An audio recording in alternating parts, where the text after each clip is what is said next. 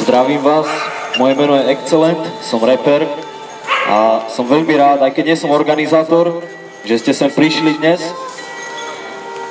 Je to najmenej, čo môžeme spraviť, aspoň sa zúčastniť tohto zhromaždenia, vymeniť si informácie a vedieť, že sme tu. Ale čo chcem povedať je, že som proti geneticky modifikovaným organizmom, aj proti firmám ako je Monsanto. Lenže dôležitá vec, čo vám chcem zdeliť je, že pokiaľ my nenabehneme do supermarketov a nerozhádžeme regály s geneticky modifikovanými organizmami, tak nič sa nezmení. Tým, že tu budeme stáť a budeme počúvať, ako rozprávame, sa bohužiaľ nič nezmení.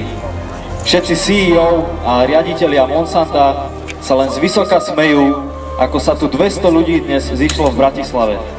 Mne to trhá srdce a keď by sme mohli urobiť viac, ale vravím, najlepšie, čo môžeme urobiť, je nekupovať tie potraviny. Nesmieme ich podporovať a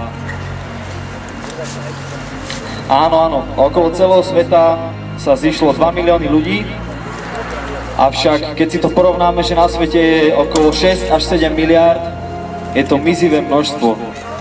Takže vravím, čo môžeme urobiť? Nekupovať potraviny GMO, neísť do Bily, nekupovať mäso, kupovať to od lokálnych výrobcov, od fariem, vajcia, mäso, všetko, čo sa dá. Ja viem, že je to ťažké, je to drahé, ale ak chcete bojovať, tak týmto spôsobom.